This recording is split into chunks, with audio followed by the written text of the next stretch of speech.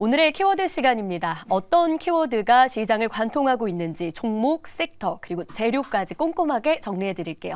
두 분 모셨는데요. 인베스트자문의 인성익 고문, 이코노미스터리의 김태성 본부장입니다. 어서 오십시오. 안녕하세요. 네, 안녕하세요. 네, 반갑습니다.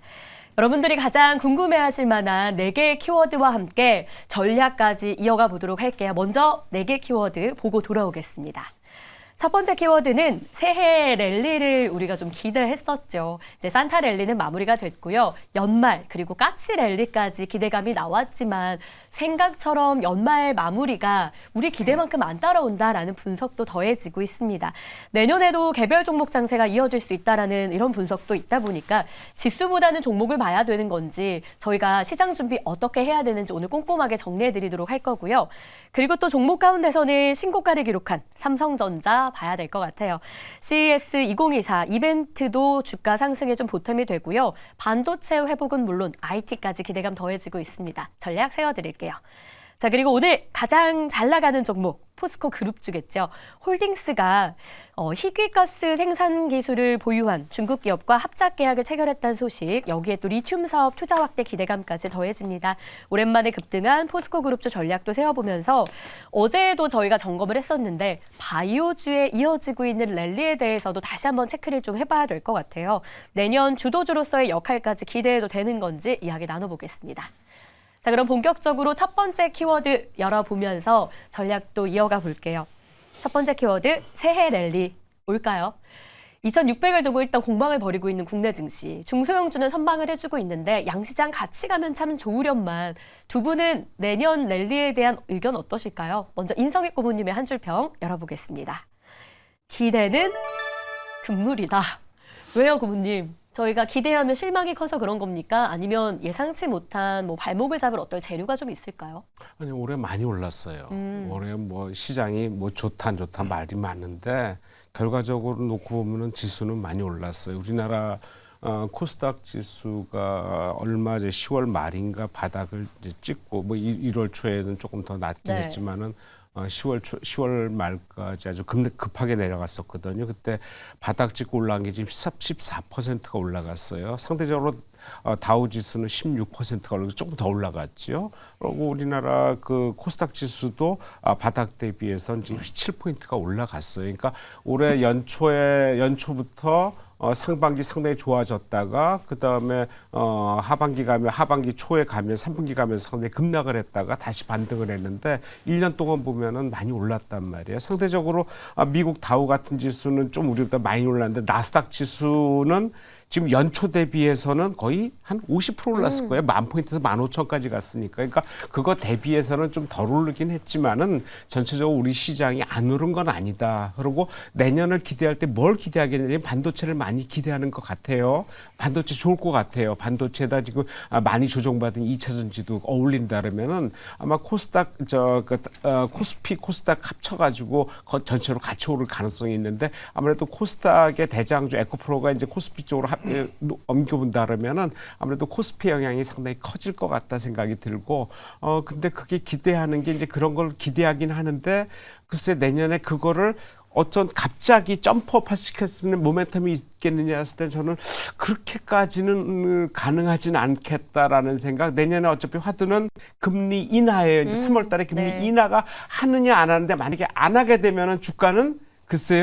그동안 올랐던 걸 조금 반납할 수 있으면 시간도 늦어지고 조금 아직은 완전 단계가 아니다라는 인식이 퍼진다 그러면은 그때 가서 또 요동칠 수 있기 때문에 현재로서는 전체적인 지수가 많이 올랐고 내년 상반기에 바라볼 게 올해 연말이랑 크게 다른 게 없다라면은 현 지수대의 그냥 점진적인 상승세나 지지 이 정도로 보는 게 맞지 않겠나 생각이 듭니다. 그래도 점진적이더라도 상승을 예상할 수 있다라는 점, 또 지지만 해줘도 참 고맙겠다 이런 생각도 공존을 하는데요. 올해 많이 올랐기 때문에 연초에 살짝 쉬어갈 수 있다라는 것도 염두에 두자라는 게 고모님의 의견이었고요. 김태성 본부장님은 어디에 좀 초점을 맞추고 있을지 한 줄 평으로 한번 열어보겠습니다. 새해에는 우선 대형주부터 보자. 일단 오늘은 중소형주가 선방을 해주는데 대형주로 봐야 되는 이유 있습니까? 일단 1월 하면 우리가 1월 효과에 대한 이야기를 할 때 가장 많이 이제 같이 키워드로 떠오르는 것이 이벤트 일정이 아닌가라는 생각이 들어요.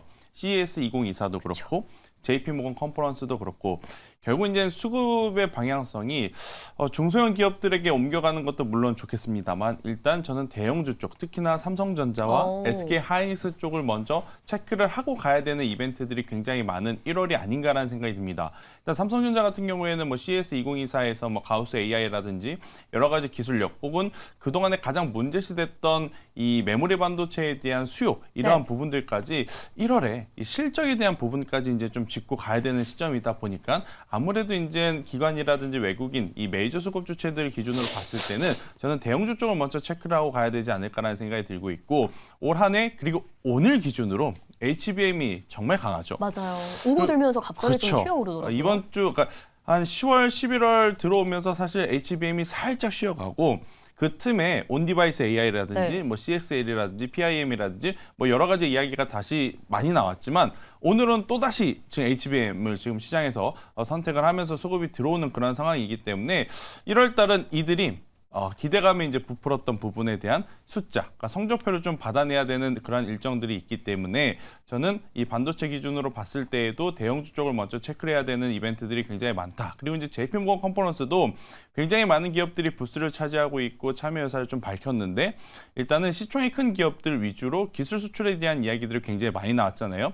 대표적으로 뭐 유한양이도 그럴 것 같고 그리고 이제 또 비만이라든지 당뇨 기준으로 봤을 때도 한미 그룹주를 또 우리가 봐야 되고 또 이제 이 합병이라든지 또 추가적으로 이제 실적에 대한 부분은 셀트리온 그룹주와 삼성 바이오로직스 이러한 대형주 쪽에 대한 요소들, 그러니까 체크를 해야 되는 요소들이 저는 많기 때문에 저는 새해에는 랠리는 나올 수는 있다. 대신에 우리 개인 투자자분들이 그렇게 반길 만한 종목, 그러니까 중소형주들의 랠리보다는 대형주에 조금 집중되는 그런 흐름이 나오지 않을까라는 의견까지 한번 드려보도록 하겠습니다. 결국 1월에 몰려있는 증시 이벤트를 저희가 집중한다면 대형주 위주의 움직임이 있을 가능성이 있다. 시장의 트렌드를 보고 대형주 위주의 1월 효과를 우리가 기대해보자라는 게 김태성 본부장님의 꿀팁이었습니다. 자, 그럼 다음 키워드도 좀 연결해서 이야기를 해보고 싶은데 삼성전자에 대한 이야기를 저희가 준비해봤거든요. 김태성 본부장님은 콕 집어서 삼성전자, SK하이닉스 위주로 좀 봐야 된다라고 해주셨어요. 고문님의 의견은 어떠실지 한 줄 평으로 먼저 열어보겠습니다. 삼성전자 10만 원 갑니까? 그렇게 보시는 거세요? 가고 싶어요. 왜냐하면 꽤 오랜 시간 동안 8, 9만 원에 좀 물려있는 분들도 꽤 있으실 것 같아요. 예, 맞아요. 최고가 9만 6천 얼마였죠? 그래서 10만 전자 그때 곧 간다고 얘기했어요. 근데 그때부터 이제 밀리기 시작해갖고 뭐 6만 원대까지 빠진 상태에서 지금 선방을 하고 있는데 내년에는 갈 수 있을 것 같다는 생각을 해요. 지금 그 삼성전자의 시총이 지금 450조에 우리나라 예산이 한 680조 정도 되는데 거의 뭐 예산이나 과거 예산이랑 몇 년 전 예산이랑 맞먹는 그런 시총을 갖고 있는데 글쎄 이 시총이 거의 우리나라 예산 쪽으로 예산과 거의 동등하게 가야 되지 않겠냐 개인적으로 좀 바람을 갖고 있는데 그만큼 우리 시장의 독보적인 존재이고 배들보잖아요.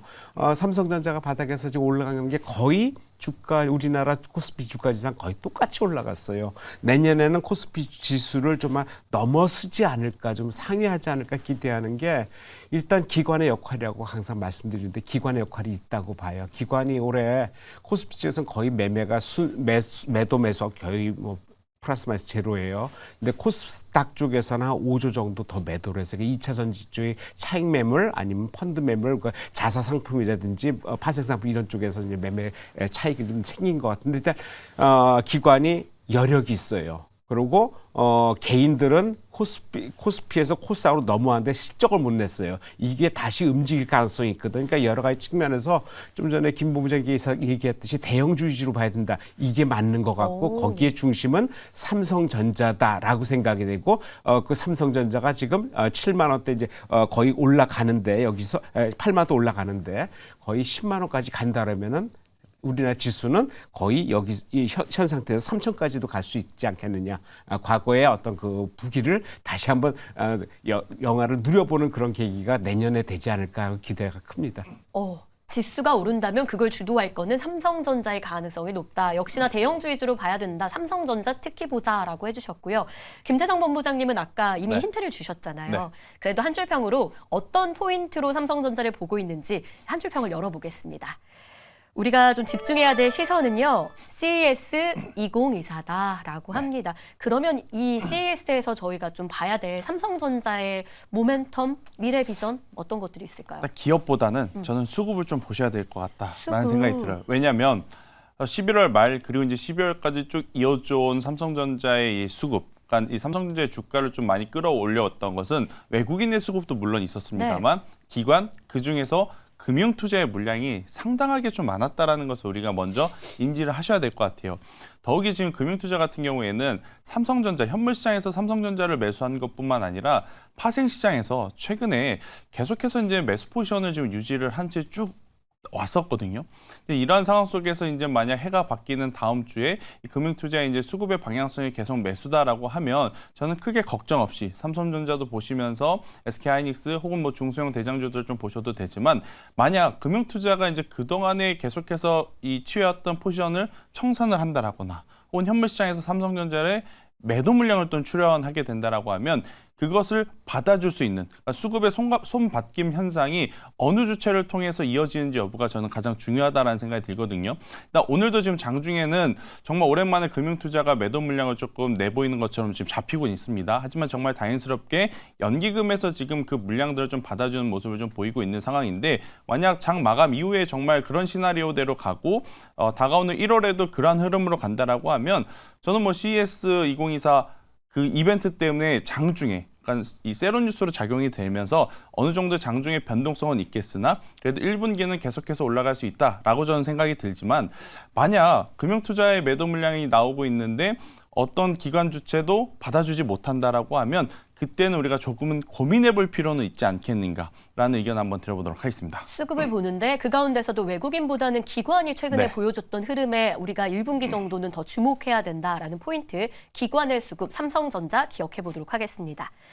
자, 그럼 이어서 다음 이슈도 열어봐야 될 것 같아요. 포스코 그룹주가 불기둥을 내고 있습니다. 일단 오늘 재료가 있긴 있는데 이게 그룹주 전반이 동반해서 강세를 보이기까지 큰 효과를 주는 건지도 궁금하더라고요. 인성희 고모님의 한 줄 평 열어볼게요. 포스코 2차 전지 대변인 역할을 하고 있다라고 합니다. 지난주에도 말씀해 주셨잖아요. 2차 전지가 이제 연초되면 슬슬 움직이기 시작할 거다. 그리고 나서 실제로 연말에 2차 전지 꿈틀거림이 좀 포착이 되거든요. 이것도 그 시그널로 봐도 될까요? 예, 뭐 비슷하게 보셔야 될 것 같고 오늘 같은 경우는 이제 포스코가 이제 쉽게 말하면 제약주가 HLB만 지금 올라가고 있어요. 네. 좀 나중에 말씀드리겠지만 포스코 그리고 2차 전지는 오늘 같은 경우는 포스코 그룹주만 또 올라가고 있어요. 포스코 그룹주 중에서 그동안 올라간 게 포스코 DX라는 회사가 좀 많이 올랐어요. 이 회사는 시스템 통합업체예요. 그러니까 기존의 2차 전지나 철강하고는 전혀 관계없이 그룹 내 시스템 관련 업체인데 이 회사가 그냥 계속 올라갔단 말이에요. 그러니까 관계없이 그러니까 기존 2차 전지하고는 좀 관계가 무관하게 이제 좀 저평가된 측면, 실적 이런 것 더불어져 갖고 올라갔는데 오늘 같은 경우에는 뭐 반도체용 그 고순도 희귀가스를 국산한다 중국 회사랑 연계해가지고 합작법인을 만들어서 올해 내년 초에 광양에 공장을 짓고 내후년 말에 생산에 들어간다. 거의 기존의 희귀가스의 52%를 대체할 수 있다. 이런 얘기인데 반도체 들어가는 그 희귀 성물이 희귀가스 하나뿐만은 아니잖아요. 기존에 뭐 리듬도 있고 뭐 여러 가지 물질이 상당히 많아서 겹쳐갖고 그 2차 전지를 만드는 거기 때문에 이거 하나 갖고 해결될 수는 없는 문제인데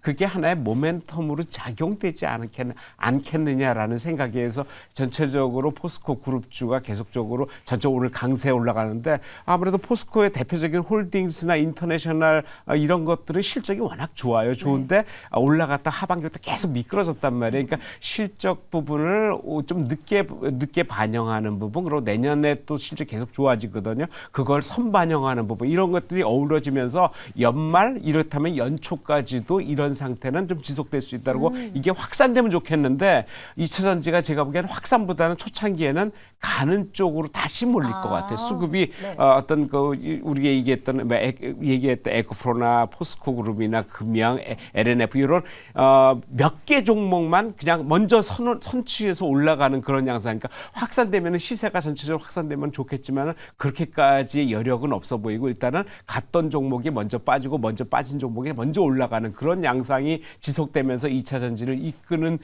이끌어 어떤 그 양상이 되지 않겠냐 쪽에서 일단은 이런 대표적인 종목은 지금 봐야 되는 게 맞겠다 생각합니다.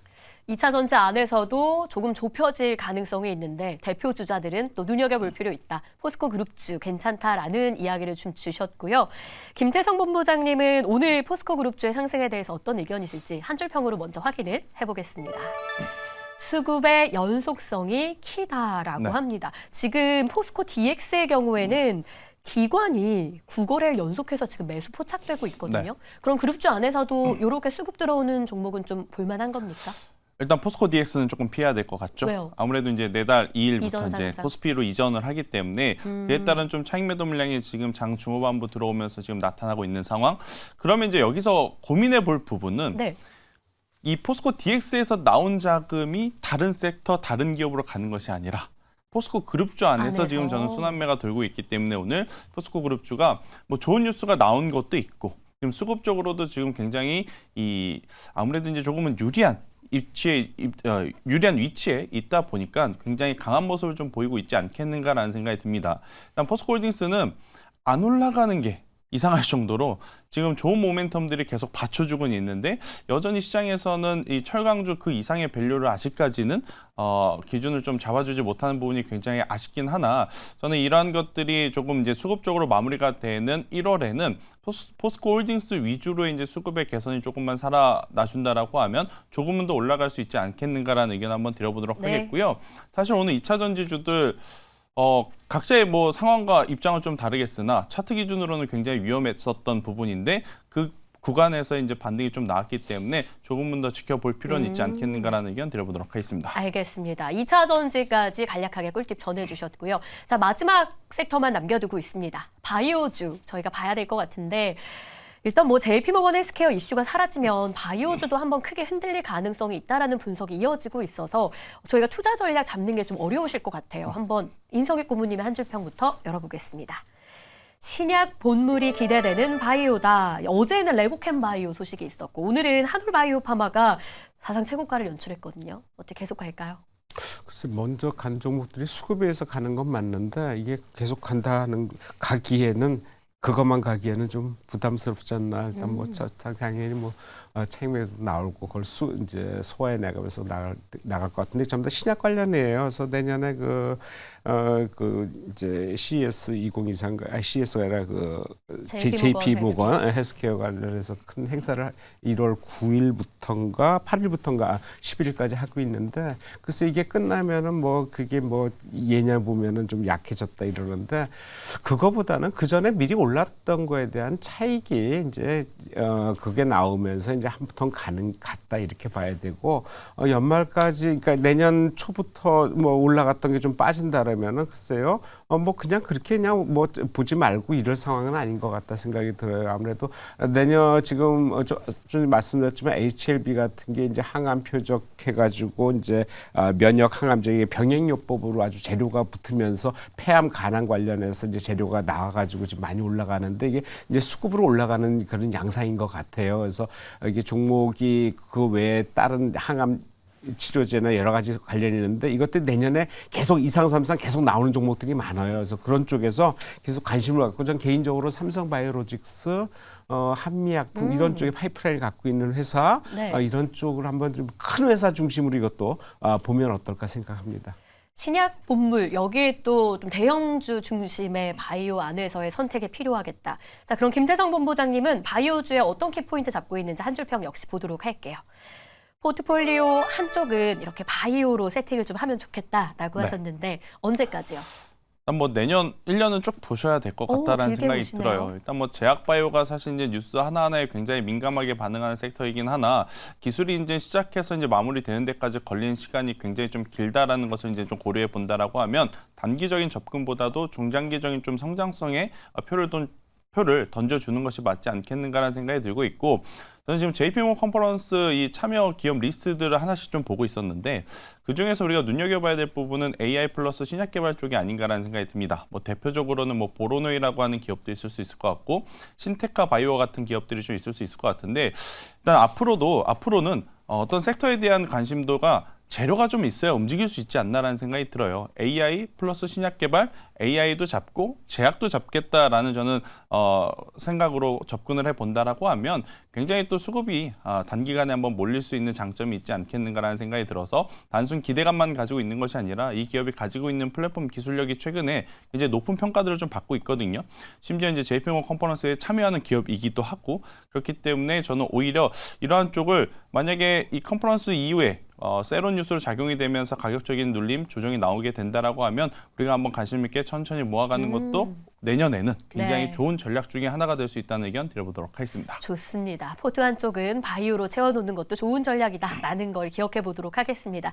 오늘도 이렇게 해서 4개의 키워드로 오늘 시장 정리해 드렸는데요. 도움 되셨길 바라면서 두 분과는 인사 나눌게요. 오늘 말씀 고맙습니다.